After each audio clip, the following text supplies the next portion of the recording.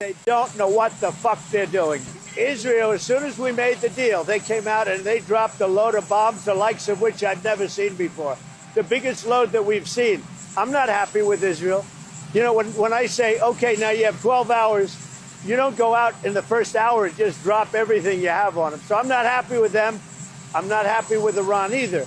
But I'm really unhappy if Israel's going out this morning because the one rocket that didn't land, that was shot, perhaps by mistake, that didn't land.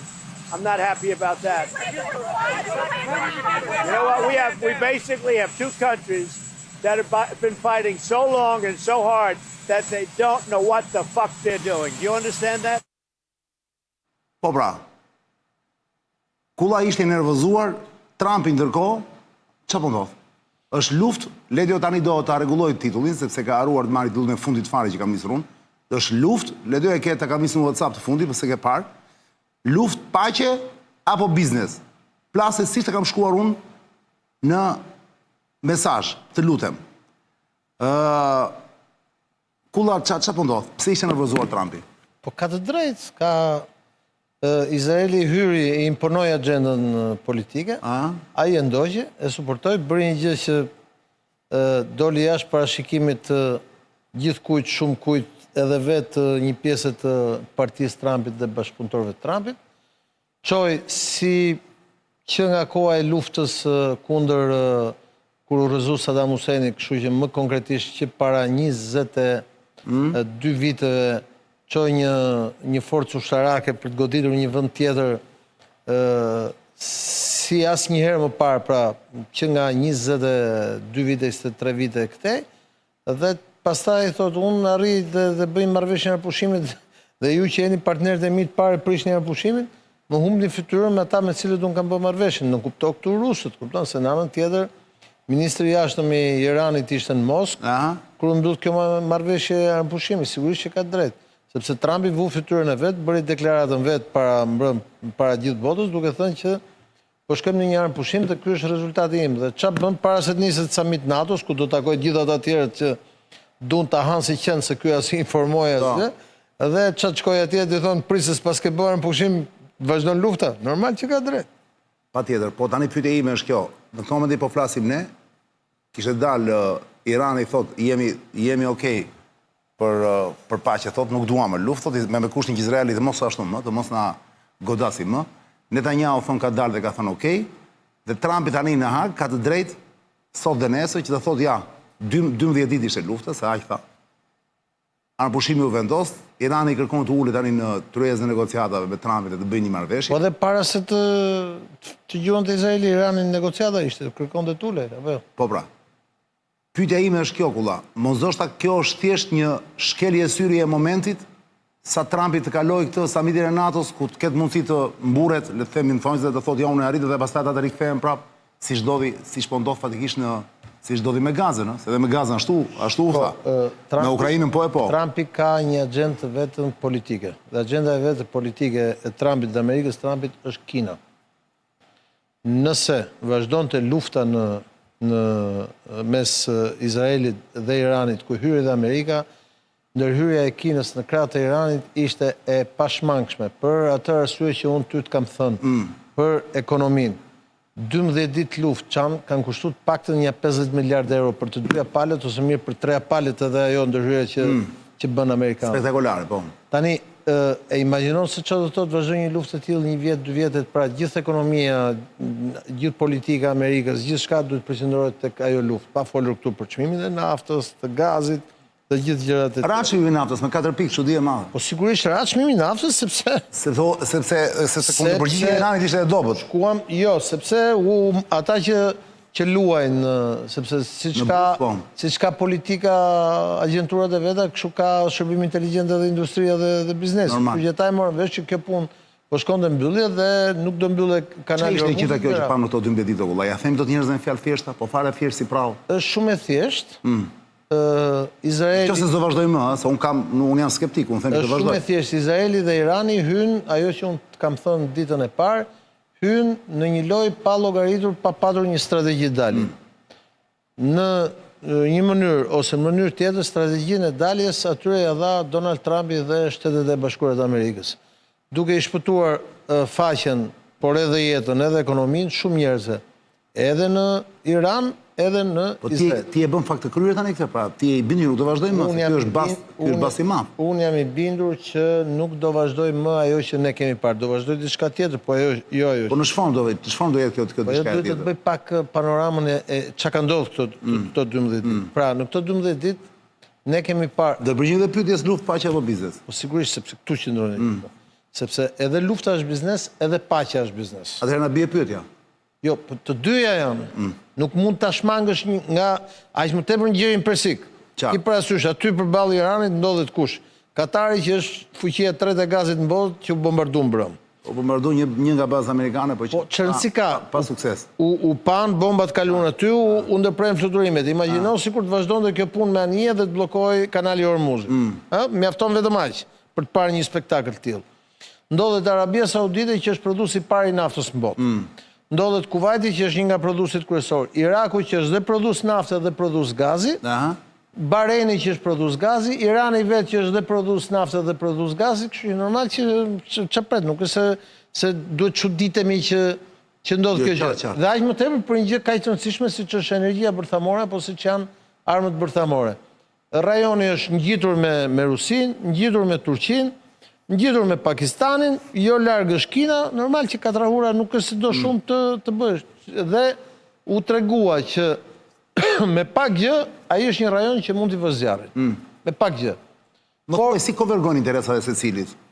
Ja tani. Pse Izraeli ra i pari dhe amban argumenti që ata do bënin, ishin gati për bërë bombën atomike? Shiko, armën bërthamore. Kjo punë argumentit ta shpjegova të ditë. Do flasim pak më pas për uraniumin, sepse nuk dihet ku janë zhdukur 500. Ta shpjegova të premten me ata djemt që kjo punë nuk ka lidhje me legitimitetin apo kjo me të drejtë ndërkombëtare. Me drejtë ndërkombëtare. Kjo ka lidhje me forcën, sepse drejtë ndërkombëtare se ka respektuar as Irani as Izraeli.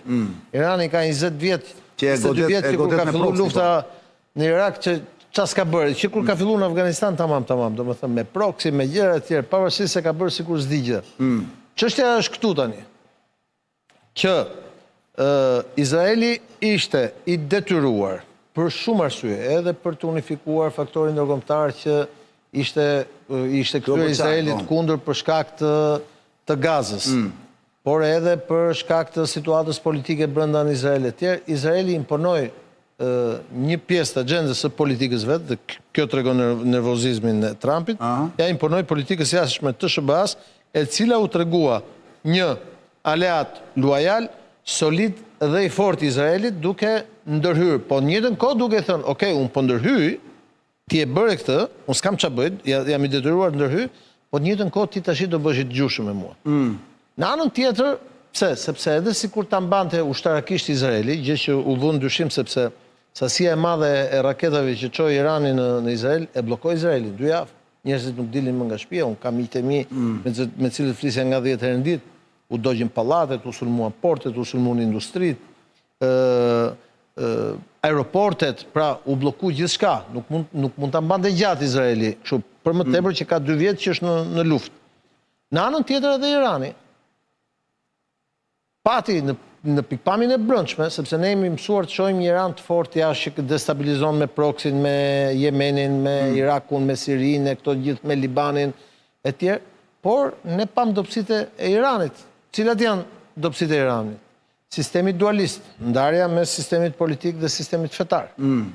Ndarja mes ushtrisë sistemit fetar që janë pasdaranët, garda republikane, garda revolucionare, e cila në mënyrë ekskluzive i ka bërë gjithë operacionet jashtë Iranit. Domethënë, kur vjen puna tek Siria, tek Irani, tek Libani, tek këto vendet që janë rreth e rrotull, te proxit, nuk e pyet kush presidentin e Iranit, garda shkon direkt te Ayatollah. Qartë.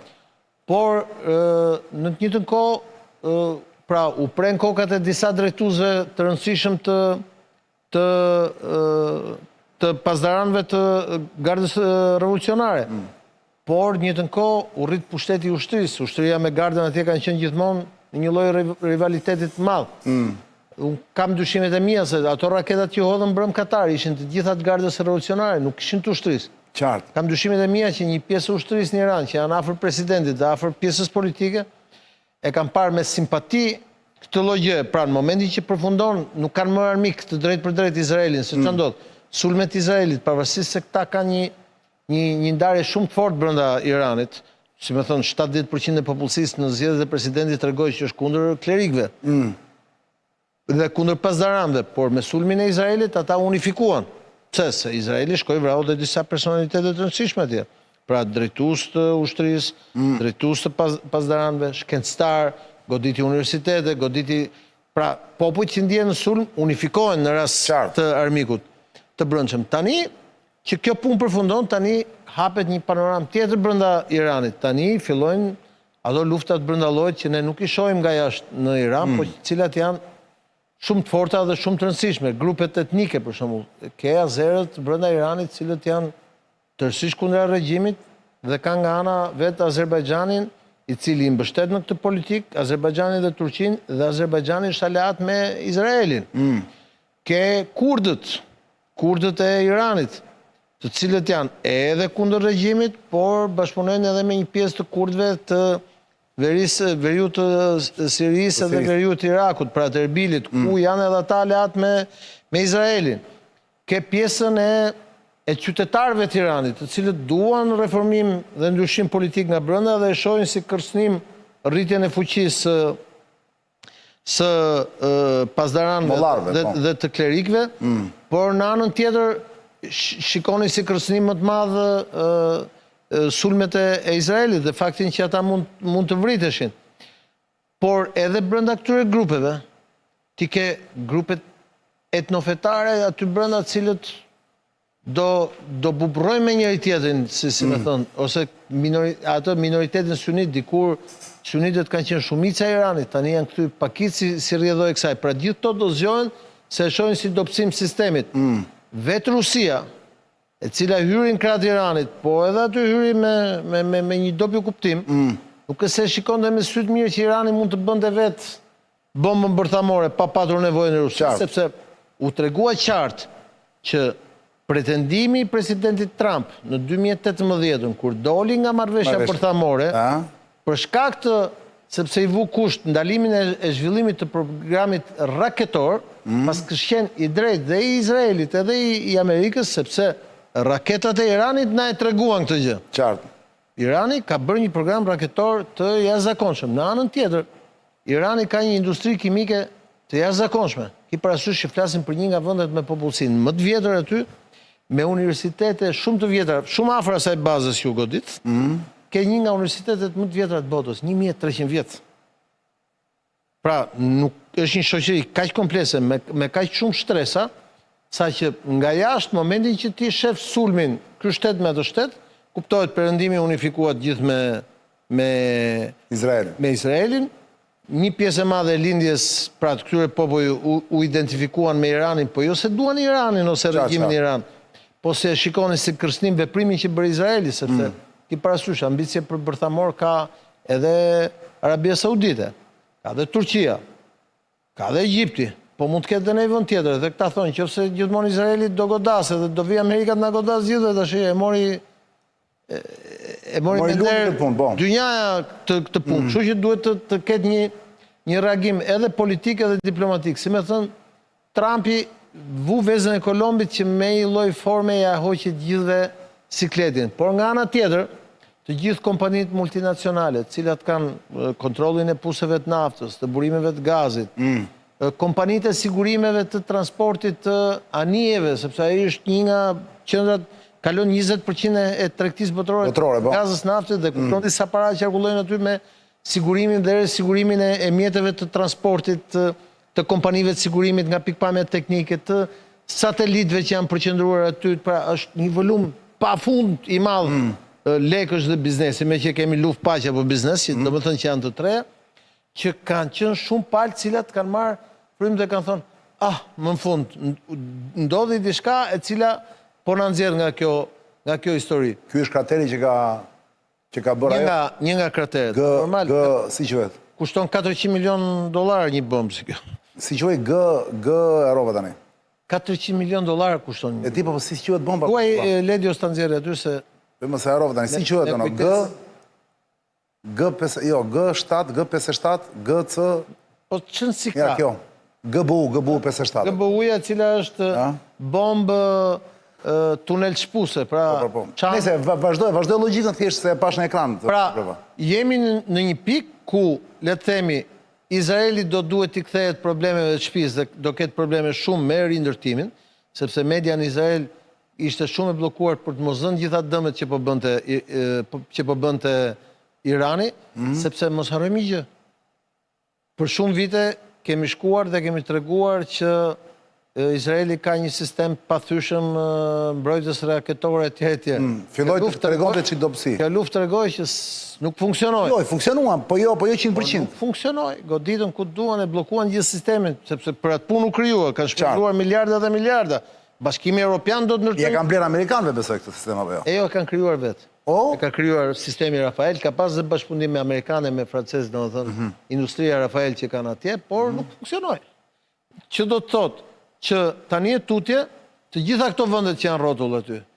Irani do duhet të flasë me Rusinë dhe me Kinën për mbrojtjen e vetë ajrore, sepse Irani për shembull mbrojtja ajrore i ra 2 ditët e para. Po ra komplet po.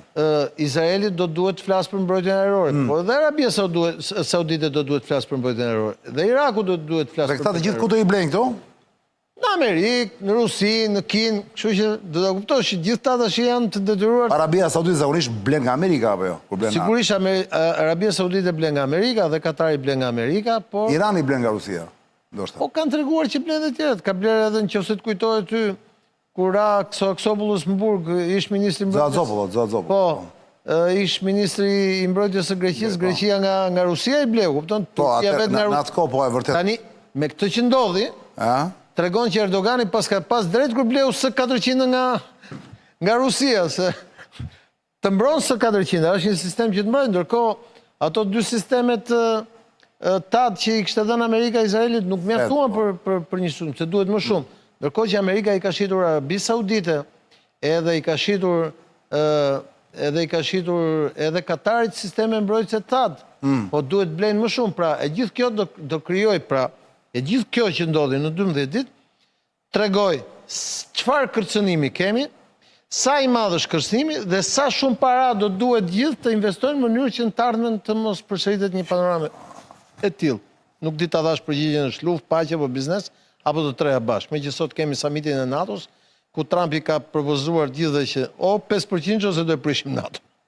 Dhe këta i ka thënë do paguajmë 3.5 dhe 5 do bëjmë kështu ura gjëra. Po dal nga dal, investim është dhe jo, se do më thënë s'do vitja u bëjnë juve, se është si në rastin konkret, ai mori ushtrinë Amerikës, mori avionët Amerikës, mori paratë Amerikës dhe shkoi bombardoi Iranin. O kulla dëgjoj, gjithsesi pyetja mbetet, para se të kalojmë tek çështja te fabula tjetër, që ka të bëjë prapë me Iranin. Pyetja mbetet kulla.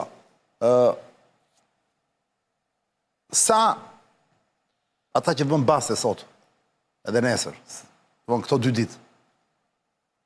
Pra se thuash, koeficienti më i madh ku është që lufta do rikthehet pas 24 orësh, kur mbaroj samiti i NATO-s, pra që Trumpi të kthehet në shtëpi, dhe këta do rifillojnë prap, apo ishte vërtet luftë 12 ditore dhe nuk do ketë më goditje si shkem parë deri tani. Se ti më the pak më parë mund të jetë në një formë tjetër, po cila është kjo formë? Njerëzit duan këtë përgjigje. Unë mendoj që Irani tani do përqendrohet të mjekoj plagët që mori vetë nga kjo luftë, që nuk janë të pak. Mirë, këtë e theti, edhe Irani edhe ç'a thot? Izraeli nuk do ta sulmojë Iranin, gjithë aeroplanet do kthehen në shtëpi dhe do të kthehen në shtëpi ndërsa do të bëjë një përshëndetje avionësh miqësore ndaj Iranit. Askush nuk do të lëndohet, rëmpushimi është fuqi, faleminderit për vëmendjen tuaj. Donald Trump, presidenti i Shtetit Bashkuar. E ka erdhur tani, është tani e fundit kjo? Pastaj Izrael mos i hidhni ato bomba, nëse e bëni është një shkelje e madhe, ktheni pilotët në shtëpi, tani Donald Trump, president i Shtetit Bashkuar. Më shif në Twitter se çfarë tha ai, se hedh gjëra ai tani live. Është në Hag. S'ka hedh gjë tani fare. Që unë jam i bindur që nuk do të ketë, domethënë luftë si kjo. Mos e thuaj mos e prek shumë me fik. Luftë si kjo. Në 2 raste nuk ndodhi pra kulla tani. Më vjen keq. Jam i bindur. Do më dëgjosh pak ta bëjmë debat. Këto 12 ditë nuk do përsëritet. Se unë jam skeptik dhe pse ti nuk je. Se ti je i bindur. Po ta them që rasti Gazës provoi që Trumpi fori para kohë u nxitua, më thonë ata. Ai nuk nxitohet asnjëherë, po. ashtu duke se nxitohet. Dhe Gaza po vazhdon, bile nuk dim që fare çfarë po ndodh atje. Dhe rasti i Ukrainës, që ai tha do e bëj ta për një ditë, po se bëri dot as për 100 ditë. Tani pse mendon që te kjo luftë e tretë që u ka ardhur Trumpi, ose te kjo lufta që filloi tani me ardhin e Trumpit, pse mendon ti që ky i ka vënë frenin pra dhe nuk do ketë më? Se unë të them, ne do e marrim vesh të për punë 2 ditësh maksimumi, po mos ende nesër. Ta them unë pse. Ma thuaj.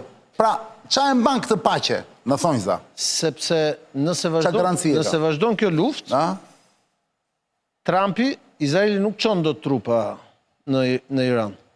Trumpi do duhet të mobilizojë 1 milion trupa, nxjerrë dhe para do të shkojë të pushtojë Iranin. Dhe në anën tjetër do duhet të bashkojë Iranin me Kinën, me vendet e BRICS-it gjitha, se Irani është pjesë e BRICS-it, dhe me Rusinë dhe të fillojë lufta e tretë botërore. Prandaj është shumë e thjeshtë. Pyetje tani. E the? Prandaj. Pyetje kam më tani. Ka zëra që thonë kulla, që Trumpi është, nga këta analistët që këtë dëgjoj këta të huajt, Trumpi në një fa mënyre, edhe pse duke si ku nxitojmë të relat që bën, duke si kur tallet, duke si kur i thot falenderit që na lajmëruat për bombardimin i tha di Iranit.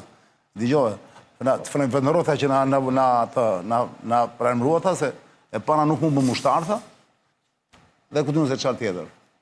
Pastaj thoshte what the fuck se thoshte sot e pe që unë nxep atje. Po. Tani ndërkohë thonë që Trumpi, ka zëra që thonë, po merret vesh me Putinin, është marrë vesh me Putinin në biseda që ne nuk i dim se nuk janë për publike, që kjo gjë duhet të vazhdojë po. Dhe Putinit i intereson kjo gjë. Në shkëmbim që Putinit të vazhdojë biznesin vetë me Ukrainën, është kaq e thjeshtë. Tani, ma thuaj pse? Ta them unë pse. Sepse Putini nuk ka luksin të humbë edhe një aleat tjetër si që humbi Sirin. Putini e ka shumë qartë që Irani nuk e përballon dot luftën ekonomikisht dhe nuk është gjë e vogël. Ekonomia është shtylla e parë e që jemi të biznesi. Po ti ishte kështu? Nuk e përballon dot. Më fal. Mos harro, nuk e filloi. Lufta vazhdoni të gjitha 12 ditë. Nuk e filloi Putini këtë luftë. Këtë e filloi Izraeli, harrove. As Trumpi nuk e filloi këtë luftë. E filloi Izraeli, e filloi Bibi Netanyahu që të dilte nga sikleti i madh ku ishte. Erdhi një moment që u bë para 10 ditësh u bë panajiri më i madh që organizuan Paris për edhe ja bllokuan stendet, Nuk i lanë të marrë pjesë. Nuk i lanë. Jo, ishte atje për i vënë kështu, kartonet mos shit. Dhe trajtonin si kur të jetë vend terrorist. Po ku pierdha ai për Parisin? Po s'ka ç'bëj sepse është i detyruar, Izraeli është vend i vogël dhe ka aleat perëndimin. Nuk ka ç'bëj.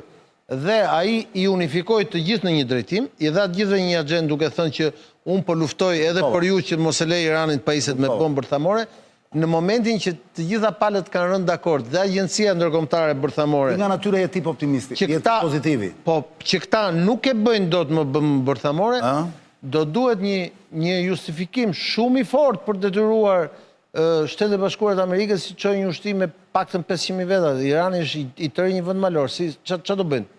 Nuk mund të vazhdojnë më kështu gjatë, sepse ki parasysh që nëse vazhdon një luftë e tillë, ai që del i fituar në një luftë të tillë është Kina. Kina e do Amerikën që të fokusohet në një luftë, Kina e do Amerikën që të dobësohet ekonomikisht, që t'i fuzi gjithë ato lek luftë. Si pasojë logjike për njerëzit që dëgjojnë tani që janë pa konspiracionistë, atëherë nëse është kjo që thua ti. Unë jam konspiracionist. Jo, ata që janë konspiracionistë, jo ti. Atëherë i bie që Kina të kenë ndikuar te Izraeli, që Izraeli të fillojë luftën kundër Iranit. Jo, Kina që të marrë dhe Amerikën me vete. Jo, Kina nuk ka ndikuar te Izraeli, por Kina duhet kuptojmë ka një sistem shumë të sofistikuar diplomatik dhe politik, e ka treguar ndër vite. Qartë pra. Dhe e ka kuptuar qartë dhe i ka thënë Iranit shko përpara atij se Kina e ka kuptuar qartë që Bibi Netanyahu dhe qeveria nacionaliste e përzier me fetar në Izrael do arrinte të impononte për mbjetesën e vet politike, edhe të brendshme dhe të jashtme, politikën e saj të jashtme Shtetet e Bashkuara të Amerikës, siç ja imponoi perëndimin përgjithësi. Nuk pati asnjë qeveri në perëndim në 12 ditë të thoshte që e ka gabim Izraeli. Gjithë thoshin e ka mirë. Qartë. Ndërkohë, Izraeli nga pikpamja e ligjit ndërkombëtar ka bërë saktësisht atë që ka bërë dhe Rusia. Rusia ka sulmuar në mënyrë të palishme një vend antar të OKB-s dhe ka shku i ka marrë territor, këta si marrin do territor se janë vegjël, por këta e kanë sulmuar dhe i kanë vrarë krejët e institucionet e tjerë me raketa dhe ka bërë saktësisht një të gjë. Pavarësisht sa gjë, Po ky perëndim që sulmon, ka izoluar Rusin, ka vërë sanksione për këtë gjë dhe ka të drejtë në këtë gjë që ka bërë, por Izraelin u rreshtuan gjithë në një rresh duke thënë që po, por Izraeli ka drejtë bëj sulme preventive, sepse Irani po pajiset me bombë në mënyrë ilegale dhe kjo, pavarësisht se nuk ishte e provuar, u mbështet nga gjithë perëndimi me krye SHBA-t. Tani nëse do vazhdoj lufta, në çfarë do ta mbështesin, çan? Për punë e lekëve, thoti. Po, shiko, nuk është gjë e vogël paraja. Paraja është gjë kryesore me që ke vënd luftë, paqe apo biznes. Gjithçka rrotullohet rreth paras. Sepse Lajmi i fundit, forcat erore izraelite. Po, Miqtë e Tukulla. po. Më herët të mbrëmje, forcat erore interceptuan 2 mjete aerore pa pilot që po shkonin drejt territorit të vendit me sa duket nga Irani. Interceptimet u kryen jashtë territorit të vendit. Alarmet u aktivizuan në zonat të hapura sipas Po kështu do kesh çdo ditë, e rëndësishme është mos mrrim ato raketat që për 10 minuta vinin dhe di një pallate komplet. Po kështu drone, kështu gjësh do ketë sa dushti, u ke Jemenin, me që më pyetë çfarë do ndodhi. Tani do shohësh tip do filloj prap lufta me proxy, Jemeni, do kesh sulme terroriste, këta që thonë s'dim gjë, Izraeli nga ana e vet që do bëj sabotime dhe që thotë s'di gjë, këto do vazhdojnë. Vrasjet e këtyre liderëve Ti thua do ketë më kështu balistike të mëdha. Çështja është që shmanget lufta botërore, më çfarë shikë edhe shmangen paratë të mëdha, dhe shikë ti e kupton që vetëm sulmi i SHBA-s në Iran me gjithë ato raketa, me gjithë ato nëndece, me gjithë ato avione tjerë ka kushtuar rreth 20 miliard dollar. Si? Që do paguajnë këto gjë? Këto janë si ato lëkundit e vogla pas shkundjes madhe. Dhe kjo nuk kuptua. Këto janë si ato lëkundit e vogla pas tërmetit madh. Ke parasysh ato? Qartë. Kështu që kjo është normal që është logjikme, do kemi lufta, proxy, provokime kështu do ketë destabilitet gjatë gjithë kohës. Por vendet marrin oksigjen dhe kjo pas sot me tregje, të cilat u stabilizuan pas 12 ditësh që s'kuptoi. Jo, shiko çfarë, dje un pash fluturimet në ajër. Ktheheshin avionët, u mbyllën aeroportit, i zu paniku njerëzit. Civilit, thoti. Civilet më normal. Sepse këtu qarkullon gjithçka. Ki parasysh atje ke Katarin që është një nga qendrat më të mëdha të biznesit në botë. Ke Kuvajtin gjithashtu, ke Emiratet e Bashkuara Arabe, të cilat nuk janë përfshira në luftë, nuk kanë naftë, po qarkullojnë gjithë paratë e botës aty rreth e rrotullt. Nuk besoj që unë tash mendoj që Izraeli ka interes që t'i ndaj sunitët nga shiitët dhe të rifilloj lufta sektare mes muslimanëve dhe arabëve. Jo t'i bashkoj, sepse sa herë... Për muslimanëve dhe arabës, është një të gjë, Leonard. Sepse iranianët nuk janë arabë. Mes shiitëve dhe sunitëve, thoti. Sektare, kur them luftë sektare, është edhe fetare, po është edhe etnike. Atë po them, pra. Po se në Kurdistan, ata janë sunit, edhe këta tjerët janë sunit, po kurdët nuk shkojnë dakord me qartë. Është lindje mesme shumë komplekse, shumë e komplikuar. Dhe unë mendoj që Izraeli do t'i kthehet luftës së saj me strategjinë e shërbimeve të shërbimit ushtarak Hamanit. E të Gaza sikur s'mbyll dot punë kulla. Kush, Izraeli? Po nuk mund ta mbyll, ta kam thënë gjithmonë. Duhet që të mbyll punë me Gazën, duhet vras 2 milionë gjysmë njerëz, dhe ka të pamundur. O kulla, edhe në gjithë fundit para se të ndrojmë fabull. Të gjithë ata që thonë çan, që mund të përfundojë lufta në Izrael me humbjen e Netanyahu dhe me humbjen e Hamasit, tregojnë që s'kan kuptuar asgjë. E vetmja mënyrë që të kesh paqe dhe armpushim në Gaza është të merret vesh Hamasi me Netanyahun edhe njerëzit e Netanyahut. Që është linja që ka ndjekur CIA duke negociuar me Hamasin në Katar dhe duke sjell Mossadin në tryezën e drejt për drejt bisedimeve me Hamasin. Problemi është se dhe brenda Hamasit ka 2 rryma, po kjo është një gjë tjetër. Kulla, edhe një gjë tjetër jam kurios ta di. Mund ma shpjegosh të lutem për mua dhe për ata që na ndjekin këto momente, si ka mundësi? Mos afro ka shumë radio, sepse pak i egër duket në ekran. Pak më lart, please. O kulla, si ka mundësi që ma thuaj me 2 fjalë, se s'kemi kohë vërtet do bjerë gongu, që një vend me 9 milion banorë që ka Izraeli, se thua është tërheq me vete në çdo moment, në momentet më të vështira të ekzistencës vetë, tërheq me vete SHBA-t. Izraelitët, që të shohësh nga brenda, nuk janë 9 milion bakti. Ata janë 9 milion super njerëz. Janë 9 milion luftëtarë. Nuk ka lidhje, dhe kemi thënë. Edhe çështja është që lobi hebraik në botë është një nga lobet më të fuqishme të botës, është financa botërore. Pra, si kundër Amerika e percepton Kinën si kërcënim të madh për Amerikën për shkak të borxhit të tmerrshëm që ka Amerika, borxhet jashtëm, i cili në 70% vetën është i kontrolluar nga kinezët, ekonomia kineze etj. Në anën tjetër është financa hebraike që po t'i kthehet çdo lloj qeverie në Amerikë, rrezon brenda NATO-s, nuk është kështu kaq kollaj. Keni dim pse e vranë, sepse doli kundër Izraelit, më duket atëherë në Po jo, më këta janë të prallë. apo jo, nuk e Kennedy u vra për tjetër gjë. nuk është lidhje me Izraelin. Kennedy u vra sepse Kennedy premtoi që Se po e pash një kështu sot. Kennedy premtoi që do hynte në Kubë, do merrte Kubën Mi, përveç asaj. dhe në fund nuk e bëri dot sepse sovjetikët sollën raketat bërthamore, u bë kriza e famshme, amerikanët çuan raketat në Turqi. Jo, e dim, kjo është pjesa zyrtare, po thash, Kjo ishte arsye pra. nuk ka pas ble me Izraelin, thua ti. Ja. Ki Po valla, edhe një tjetër, si Ki ka parasysh që bota perëndimore çan t'ja themi një herë për gjithmonë njerëzve. Ajo që ne quajmë Evropë, demokracia etj, është ngritur mbi dy shtylla, që quhet qytetrimi hebraiko i krishterë. Kjo është bota perëndimore. Dhe nëse ti ke ndjekur këto ditë deklaratat e këtyre Tiranit, edhe këtyre të Rusisë, edhe këtyre të Amerikës, edhe këtyre të Izraelit, dukeshin si diskurse eskatologjike mes prishtinëve dhe hoxhallarëve që flisnin vetëm për Zotin. Vetëm Zoti s'kishte punë këtë histori. Qartë. Se cili nga ata thoshte se për Zotin, se për njerëzimin, se kështu. Kupton? Dhe s'dum ta pranojmë, një nga shtyllat e qytetërimit perëndimor është pikërisht hebraizmi. Nuk mund të lejoj perëndimi zhdukjen e hebraizmit. As me raketë bërthamore, as me raketë. Dhe si ka mundësi që një vend me 9 milion super njerëz, njerëz janë ata, apo super njerëz për nga aktet që bëjnë dhe nga guximi që kanë, ti bien një vendi me 90 milion banor si Irani. Iran sepse kanë mundësinë, sepse ata gjatë gjithë kohës, për shkak të mbijetesës, ata e kanë zhvilluar edhe ekonominë, edhe industrinë dhe e perceptojnë Iranin si kërcënim. Shiko çani, kur kam qenë para 18 vjetësh kolegjin e sigurisë kombëtare në Izrael, e di cila ka qenë një nga temat për cilat flisnin. Dhe unë çuditesha thoya, këta shohin pralla mulla. Na tregonin me skema se si do bombardonte Irani Izraelin dhe do ta zhdukte nga faqja e tokës me raketa, unë thoya, po ka Irani flas gati 20 vjet përpara këto lloj raketash dhe me armë bërthamore. Po ja që ndodhi o çan. Jo, bërthamore nuk ndodhi akoma. Jo, ja që ndodhi që sulmon dhe u bë lufta, këtë po them. Po. Dhe kur thonë ata kështu thoya, po kjo është e pamundur me Irani është larg etj. Pra, ki parasysh që këto shtete, edhe Irani, edhe Izraeli, janë ngritur me një spiritualitet eskatologjik. Mendojnë se po bëjnë misionin e Zotit. A i di ti pse të vret terroristi? Terroristi s'ka as hasëm, as e ke vjedhur, as e ke cënuar, e di pse të vret. Nuk se ka gjë me ty terroristi. Po terroristi mendon se me ato veprim që po bën të shenjtë, po vret armikun e Zotit vet. Qartë.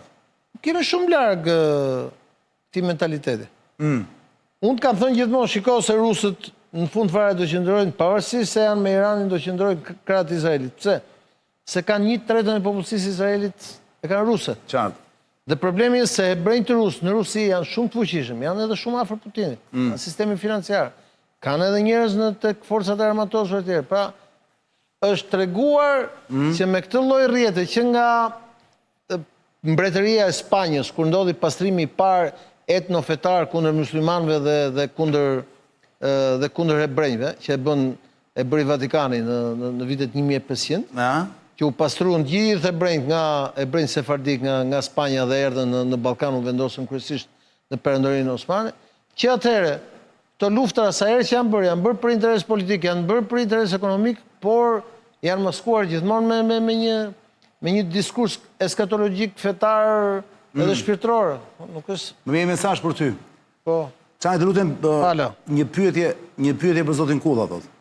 Në dhomën e quajtur Situation Room, atje në Bodrum që futej ky Frank Adërvuti. Po. Nga ku presidenti Donald Trump drejtori sulmin kundrejt Iranit, kishte një handicap, thotë, mungonte në zinxhirin komandues në krah të presidentit Donald Trump Tulsi Gabbard, drejtuesi i CIA-s. Mund të ta pyes zoti Kulla si shpjegohet kjo? Drejtuesi i CIA-s nuk është në një situatë të tillë prezente në atë dhomë? Po varet ku ka qenë, mund të ketë qenë në krye të operacione.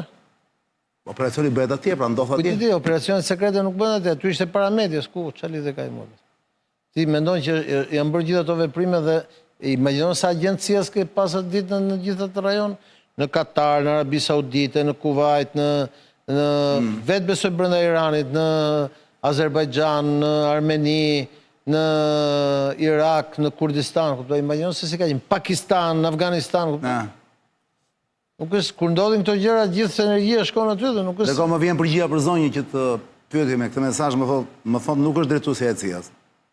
Kjo drejtuesi i CIA-s është një mashkull, pa ajo është drejtuese e shërbimeve, nuk është drejtuese. Është drejtuesja ODNI-s. Po s'ka rëndësi, nuk edhe drejtuesi i CIA-s. Direkti John Eno këto. Asnjësi ishte ODNI-s, Office of the Director of National Intelligence. Por asnjësi ishte aty, ajo ishte... Cila tha që Irani nuk po ndërton bombë bërthamore. Jo, nuk tha se Irani nuk po ndërton bombë bërthamore. Tha, nuk kemi prova se Irani ka arritur të ndërtoj bombë bërthamore.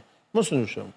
Që Irani do të ndërtoj... Po, dhe detajet fshihet faktikisht. Që Irani do të ndërtoj bombë bërthamore, thot Irani, nuk mund ta fshehim ne, kupton? Qartë. Nuk është një gjë që... Ti thua që nuk e tha ashtu, jo, nuk po ndërton. Nuk kemi prova. Jo, tha, ne nuk kemi prova që kjo gjë po ndodh. Nuk ngjason pak si me Irakun kjo, edhe pse Iraku ishte ku 300 metra në raport. Tjetër gjë, në Iraku tha që Iraku ka zhvilluar një program të armëve shkatrimit mas. Kimike, kështu gjëra. Jo, armë bërthamore dhe ka marrë... Pa ishte mashtrim, ka marrë lëndet e para, u tregua që ishte mashtrim, dhe ka marrë lëndet e para në Niger, dhe kundërshtimi parë ndaj kësaj gjëre erdhi pikërisht nga brenda Amerikës. Rasti do që unë njoh një nga ata njerëzit që ka prokuruar provat e... Nuk është shtetas Amerikan, është shtetas i një shtetis tjetër, është njëri shumë i famshëm, do ta them më vonë. Është edhe në këtë, po të futesh në Google ta gjesh. Ka qenë madje drejtuesi i një shërbimi të një vendi tjetër mbas ca vitesh e tjerë. Edhe ka qenë një nga ata ekspertët që është marrë me Nigerin, duke thënë që Iraku i ka blerë lëndën e parë nga shteti i Nigerit në Afrikë. Dhe rezultoi që kjo gjë s'kishte ndodhur pasi ajo minier për cilën fliste edhe CIA edhe që u dha pra OKB-s për të justifikuar ndërhyrjen në Irak e tjerë, ishte në kontrollin një multinacionale franceze, kështu që francezët nuk e kishin dhënë në Irak. Orekullata, zuri syrin në një nga mediat qeveritare në Shqipëri sot, në një televizion, në këto të qeverisë, pash që lajm që nuk i se sa është gjetur një miniere madhe e kështu uraniumi në Shqipëri. Apo litiumi, më çfarë ishte? E pat gjë? E no, e pe që lajmi ti? Litium apo uranium? Unë këto historit me... Apo janë fake news e? Unë këto historit me mrekullit e nën tokës tonë e tjerë, gjë që nga Kohen Verhoxhës nuk i kam besu. Shive që bëhet, Ledjo, do ktheje me kullën prapë, shive që bëhet e Dorolani. Deri në 29 qershor janë ulljet e verës, shikoni. Që Ramsi 4 të momenti po flasim ne është me këmishtë me këshu kostum të bardhë në takimin e NATO-s. Darkë është e? është takimi zyrtar? Kulla, para se të përgjim kësaj pyetje, Ledjo, përgjit kulla kësaj pyetje, ku është dukën 500 kg uranium, këtu më duke se në mungon në video, no.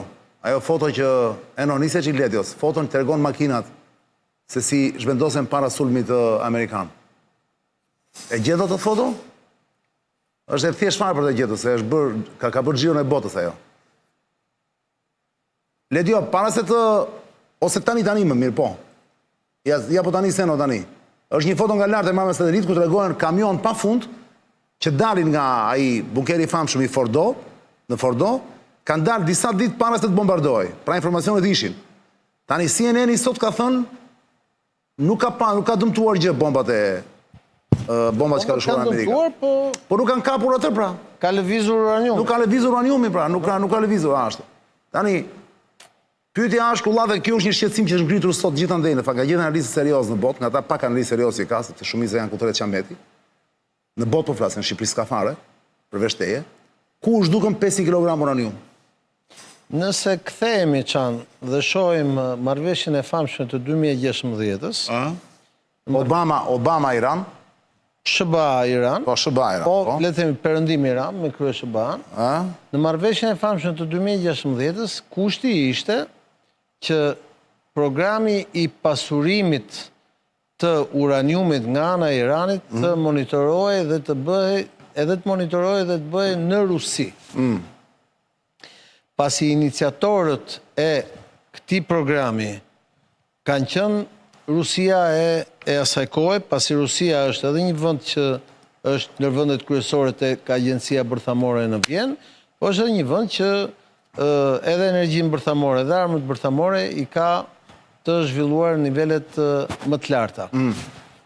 Ajo marrëveshje duke se po funksiononte, dhe sikur të mos kishte qenë historia e raketave në 2018, unë e di sepse me atë negociatë është marrë Mike Pompeo dhe kam pas rastin të bisedoj. Që e ke takuar dhe vetë, po?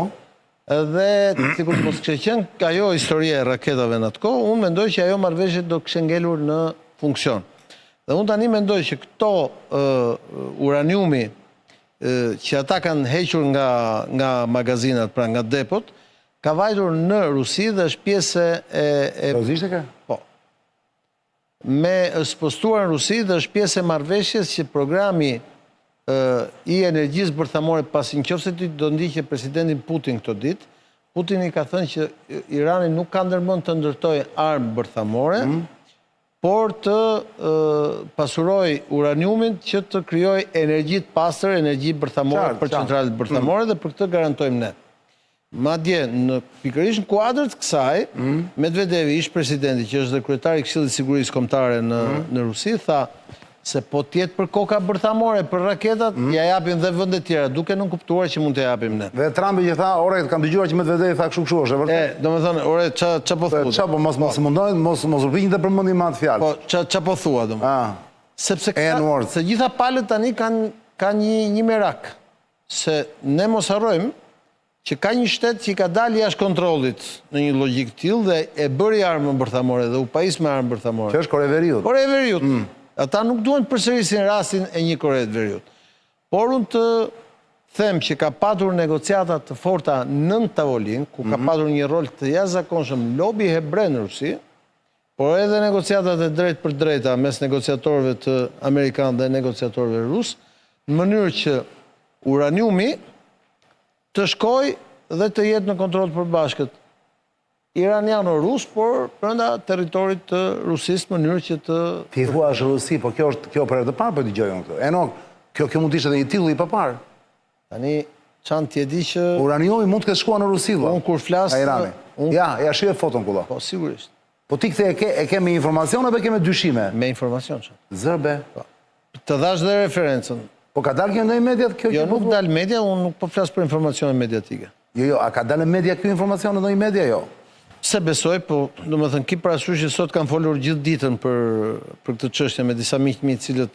Qa rrugë ka bërë tani këto kamiona për të çuar në Rusi? Ata shkojnë në... Ku kalojnë? Ata shkojnë drejt dhe dalin në detin Kaspik, dhe në detin Kaspik ata janë të lidhur drejt për drejt, o nga Armenia me tokë, ose nga deti Kaspik janë të lidhur drejt për drejt me Rusinë. Po Armenia e lejon që të kalojnë? Armenia është mes Rusisë dhe Iranit dhe është aleati të dyve, nuk vjet ndryshim që Armenia... Po si, jo. Thëmë, Armenët janë aleat me rusët? Armenët janë aleatët numër 1 të rusëve dhe të iranianëve, dhe kjo është arsye pse janë në luftë permanente me azerët. Me Aliyevin. Dhe dje kryeministri i Armenisë për herë të parë ka bërë një vizitë në Turqi dhe ishte me sultanin, me Erdoganin. Kulla për i shkull kësa historie ti. Lejot kjo të bëhet kjo që? Po, kjo është edhe në kuadrë... E kanë fjanën nga këto ligje ndërkombëtare që kanë të bëjnë me këtë protokollin e bërthamore. Dhe ne do të ashojmë tek protokolli bërthamor, ki parasysh tek agjencia bërthamore, rusët ka një rol shumë të madh, siç kanë dhe një rol të madh Amerika. Ma thekë, po a lejot kjo që Dani do të shkojnë në Rusi? Por momentin kjo ka qenë me sa duket një nga ato gjërat në marrëveshje që ne nuk e dim, që ka qenë që, okej, që të mos e që të ndërpresim luftën ne do të bëjmë këtë punë, por ju hiqini rezervën bërthamore nga Irani dhe spostojeni në garanci në Rusi. Pse të them të gjithë? Të gjitha informacionet e tjera që vinë, vizita e ministrit të jashtëm të Iranit në Rusi, lëvizjet që ka bërë Rusia këto ditët e luftës, por edhe të para luftës që ka pajisur Iranin me avion Sukhoi me Sukhoi 38, me MiG-29, me raketa S-400 dhe S-300. Në gjithë të kohë, në këtë rrugë këtu, që shkon nga veriu Irani drejt Rusi, ka pas për ditë shumë lëvizje, qoftë edhe me aviona, lëvizje ushtarake, qoftë edhe në tokë. Dhe mjafton të konsultosh këto mediat e rajonit atje, pra nga Azerbajxhani, nga Armenia, nga mediat ruse po deshe gjithashtu, dhe qohësh që kjo ka qenë një periudhë shumë intensive mes të dy vendeve, dhe kjo foto që ne shohim tregon që rusët kanë ofruar, si me thënë, pjesën tjetër të rrugdaljes. Pra ne shpjeguam pjesën e rrugdaljes nga ana e Izraelit dhe Amerikës, që Trumpi ka një rol të jashtëzakonshëm dhe kjo është marrëveshja e Trumpit, dhe pastaj kemi pjesën e rrugdaljes që kanë ofruar rusët në këtë marrëveshje, dhe shiko, duam s'duam, kjo mënyra se si u mbyll ky konflikt me këtë pushim, nxjerrja shlojë kinezët. I nxjerrja shlojë realisht? Sigurisht. Sepse kinezët do donin që të kishe një vazhdim të luftës dhe një impenjim të luftës aty dhe ta londrin perëndimin në një luftë të tillë. Sepse ki parasysh që nëse, domethënë, ky armpushim qëndron dhe për mendimin tim qëndron, ky armpushim pason me negociata dhe është në interesin e jashtëzakonshëm edhe të rusëve që të mos e lejojnë Iranin që ta furnizojë pra Iranin drejt për drejt me një gazsjellës dhe me një naftsjellës me Kinën, por edhe të Amerikanëve që kanë po të njëjtin interes që nuk duan që ekonomia kineze të lidhet me gazsjellës dhe me naftsjellës nga Irani drejt për drejt, sepse do të ishte furnizimi alternativ i ekonomisë kineze dhe indiane.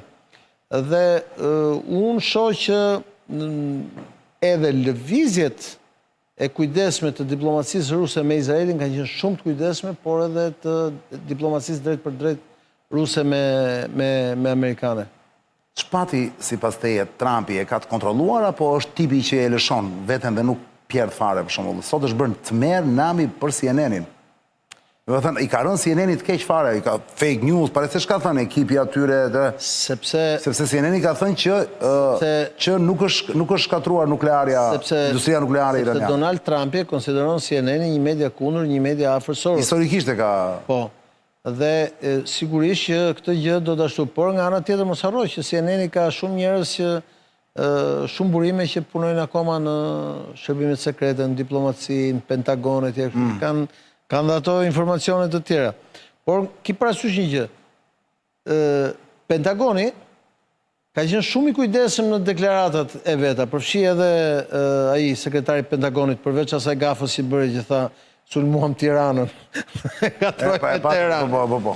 Ka qenë shumë i kujdesshëm duke thënë ne kemi shkatruar bazën, kemi bërë një goditje të jashtëzakonshme, kemi bërë gjithashtu, por kur nuk ka thënë që ne ka thënë e hoqim kërcënimin bërthamor duke nënkuptuar largimin e kësaj. Këto e lëshon vetëm Trumpi që ne e shkatruar. Shiko, Trumpi është e vërtet që ai ka një vokabular të zhvilluar. Por Trumpi ka qenë më të kujdesshëm këtë. Por mos harroni një gjë, Trumpi trashëgon makinën politike, ushtarake dhe diplomatike të Partisë Republikane që nuk e kanë demokratët, i ka pas gjithmonë më të aftë njerëz Trumpi në këtë pikpamje dhe disa nga bashkëpunëtorët më të afërt Trumpit janë shumë të lidhur me linjën e mesme. Për shembull, këshilltari i Trumpit për Libanin, pra është libanez me familje me origjinë, është avokati i Trumpit në Kaliforni, është mik personal i Trumpit dhe është një nga bashkëpunëtorët më të afërt të Trumpit, të cilin Trumpi e ka emëruar special envoy për Libanin, të dërguar të posaçëm.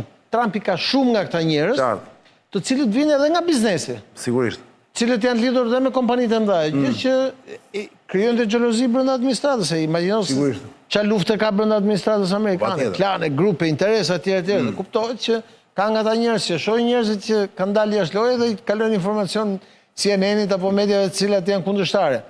Ki parasysh që Trumpi foli dje, unë ndoqja me shumë kujdes, foli gjithë ditën për Iranin, por foli edhe 20 minuta për luftën që ka me guvernatorin e Kalifornisë, për çështjen e migracionit, për çështjen që ai kundërshton, për atë kryetarin e bashkisë së New Yorkut që bashkë me 2 senatorë shkuan dhe u kapën me policinë me grusha se ata po arrestonin disa emigrantë. Kur siç folën për Iranin dhe për Izraelin që ke politikë të jashtme, ke dhe politikë brendshme, kështu është Amerika. Pra politika e jashtme është politikë e brendshme, kështu nuk mund ta ndash me thik. Por mendoj që nga kjo histori Trumpi ka dalë fitues, ka dalë shumë lart, domethënë. Gjithsesi, po ti të vërtet ky informacioni sapo dhe ti që mund të jenë zhdukur, ti se vet 100% të konfirmuar, po ti the nga burimet mia. Mund të ketë shkuar. Gjatë sigurta kanë ripristinuar marrëveshjen e 2016-s. ku Rusia do t'ishte vendi që ata do bënin stock house, do bënin stokimin e materialit bërthamor, në mënyrë që Irani të prodhojë energji bërthamore. Do thotë kolla tani që Kjo shkon edhe në interesin e Rusisë. Kthehet në vasal të Rusisë apo në një mënyrë. Shko, do Irani është i detyruar që të vazhdoj të ruajë aleancën strategjike. Mi po, nga ajo te vasal, Vasal nuk është, po ka aleancë strategjik. Po tani me çfarë do ta mbante luftën? Po të vazhdonte kështu Irani për 2 javë s'kishte më para të paguante rrogat. Pakinën dhe parusinë Irani nuk qëndron dot. Siç nuk qëndron Izraeli. drejtori IAEA, i kësaj agjencisë Grasi. I agjencisë bërthamore. Po, Grossi. Thotë se uraniumi i Është pasuruar i Iranit nuk mund të gjendet pas sulmeve ushtarake të SBA-s. Këtë e thot Foxi. Po sigurisht që s'mund gjendet sepse ka lëvizur, normal që s'gjendet. Ndërkohë që s'ke radiacion, pra pavarësisht bombardimeve, nuk ka asnjë radiacion, nuk ka shpërthim bërthamor, tregon që ajo materiali ka lëvizur. Kështu që ikën dëm ja 20 miliard, sa ikën dëm? Për këto 12 ditë luftë. Për këto bombat që hodhi ky, këto çfarë ishin? Aty një bombë nga ato kushton 400 milion. 400 milion pra, sa hodhi ai? Ata kanë hedhur 8. 8. Janë 3.2 miliard vetëm bombat. Pra ikën dëm. Po janë dhe ato tjerat, se në hedhë shumë bombat atë natë. Di edhe nga këto lufta tjetër. Janë dhe avionët, janë edhe... Ki parasysh që kjo luftë ka kushtu një 50 miliard shpejt. Jo, po edhe qëllimi asgjë ikën ato. Jo, dëm nuk ikën, sepse u shkatruan impjantet. Ta vërtet shpëtuan uraniumin, po impjantet u shkatruan. Shkatruan thua ti impjantet. Sigurisht, sepse ajo është një lloj bombe e cila ashtu, prandaj hoqën edhe këta uraniumin, se e din që ai shkatron.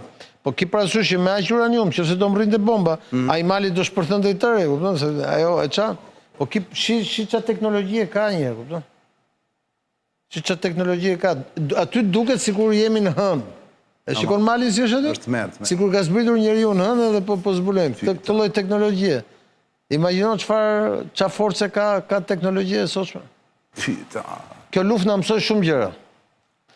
Po edhe e mbyllim çan, po kjo jo, ata mbyllim apo ta vazhdojmë, se nëse mbyllim, po kjo duhet ta mbyllim duke thënë që patjetër, të gjitha. Kjo luftë na mësoi shumë gjëra. Po na mësoi që e ardhmja është ajo që unë të kam thënë kur filloi lufta në Ukrainë. E ardhmja është lufta qiellore. Gjithçka është satelit, raketa, gjithçka ka të bëjë me kibernetikën. Ndërkohë që lufta e vërtet është ajo që po ndodh midis Rusisë dhe Ukrainës apo jo, që në front ushtar. 1 milion njerëz të vrarë deri tani. Na e kuptoj. Lufta e vërtetë është ajo, që duhet më shumë si lojë. Jo, kjo është lojë, se ishte tamam. Vritet edhe këtu, po. Dakor, po. Jo, këtu po këtu po shpërtheu bomba bërthamore. Jo bërthamore, nuk po flas bërthamore, po këto balistike. Po kanë vrarë balistike. Vrasin, po. E kanë fjalën vrasin gabimisht, nuk është se vrasin. Sigurisht aty është ushtari ballë ushtari. Atje është ushtar me ushtar, është edhe është lufta frontale, është lufta klasike, domethënë. Ogulla, ne tani do bëjmë xhiro këtu në Lundër, dhe pastaj të kam material për ty. Patjetër. East Side Residence quhet Ledio, zonja Zotrin, është ngjitur me ne këtu me MCN-n. U shkon në Elbasan, futën rrollim i madh. Mos u ngatroni në krah keni